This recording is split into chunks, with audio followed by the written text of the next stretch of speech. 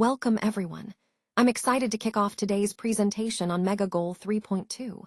We'll be focusing on reading, specifically Unit 9, titled Beauty is Only Skin Deep. In this session, we'll explore some interesting ideas about beauty and how it's perceived. We'll cover key concepts and discuss how our understanding can be deeper than just appearances. Let's get started and enjoy the journey together.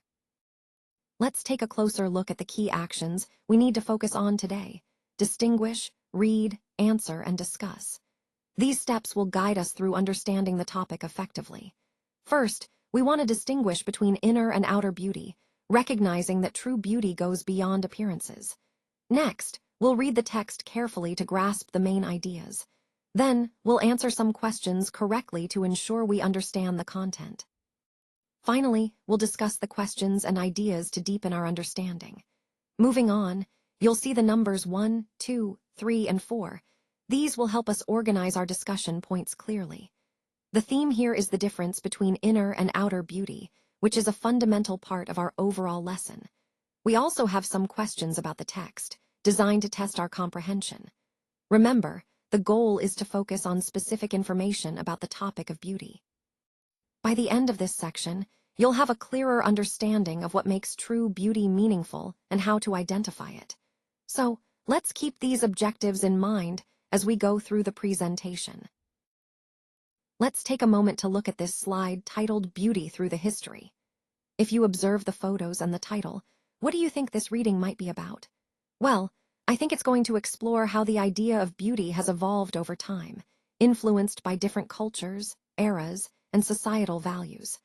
We'll probably see how concepts of beauty have changed from ancient times to modern days, reflecting the shifting ideals and standards.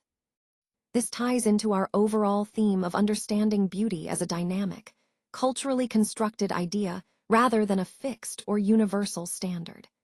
It's fascinating to see how perceptions of beauty are shaped by history and context, and I look forward to exploring that with you. When we think about elegance and beauty, it's fascinating to consider how these qualities have captivated us throughout history. People across different eras and cultures have admired what they considered beautiful, whether it's in art, fashion, architecture, or nature. These elements have often been symbols of refinement, harmony, and the ideal.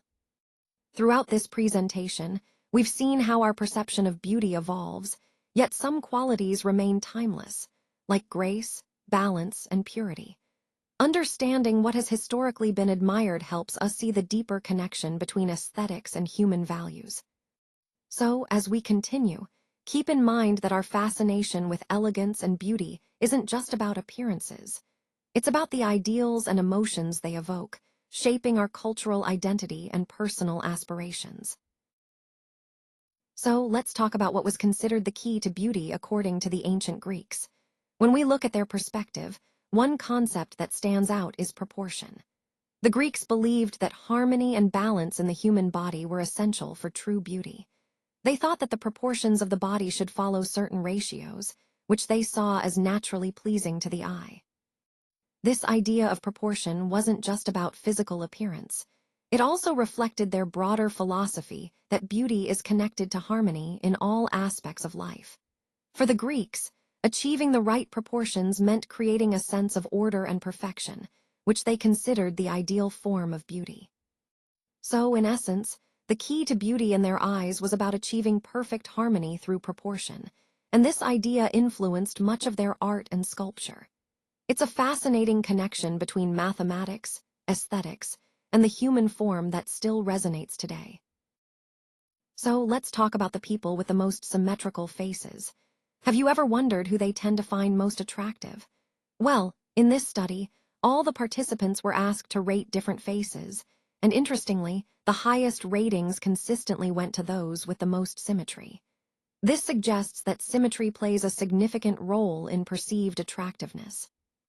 It's fascinating because it ties into the broader theme of how our perceptions are influenced by certain universal standards, like symmetry, which might signal health or genetic fitness. So, in essence, when it comes to attractiveness, symmetry seems to be a key factor that our brains are wired to notice and prefer.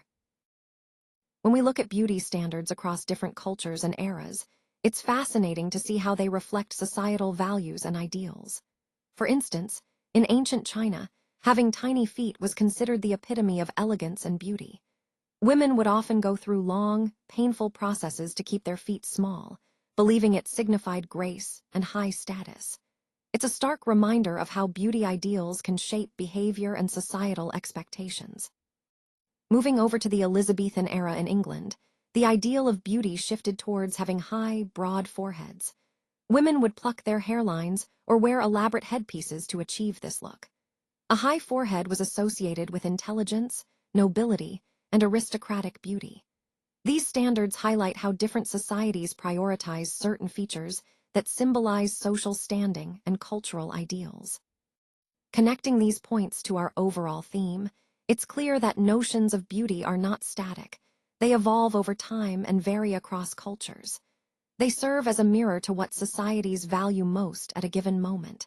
Understanding these standards helps us appreciate the diversity and fluidity of beauty throughout history.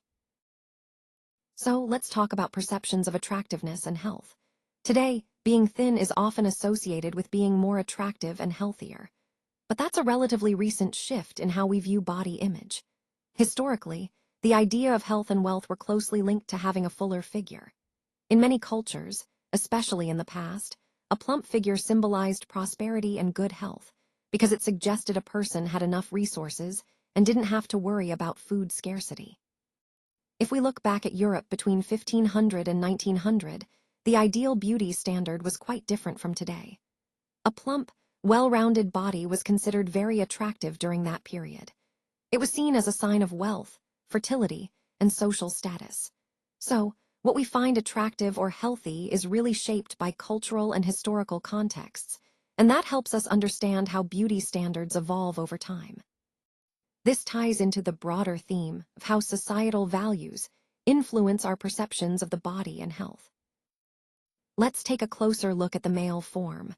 What was considered the original standard of beauty in Western culture for men?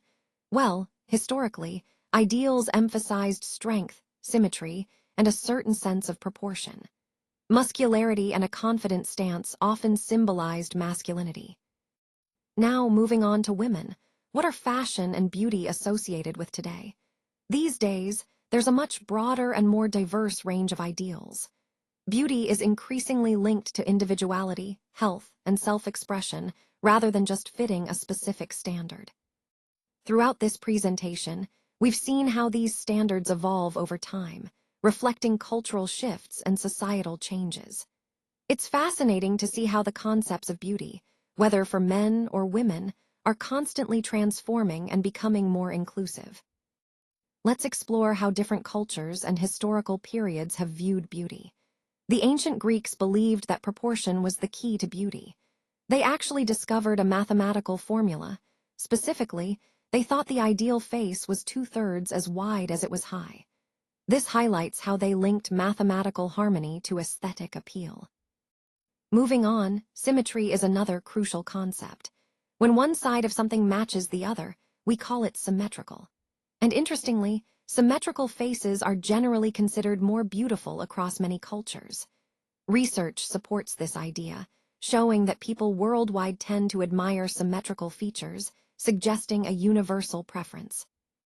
Now, looking at historical practices, in ancient China, women practiced foot binding. The goal was to make their feet appear small, which was seen as a sign of beauty and status at the time. Lastly, beauty standards can also shift based on circumstances. During times of famine, being plump was often seen as desirable because it signified wealth and abundance. But when food became more available, the preference shifted towards being thin, which is a trend we still see today.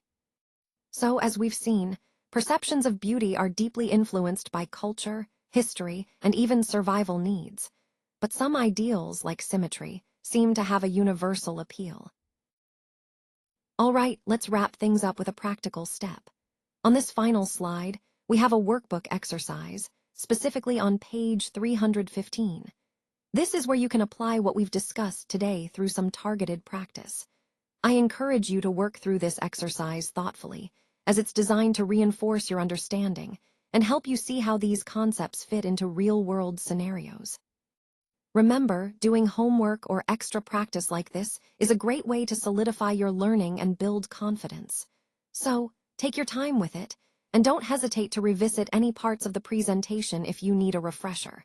This concludes our session, and I hope you found it both informative and engaging. Thank you for your attention.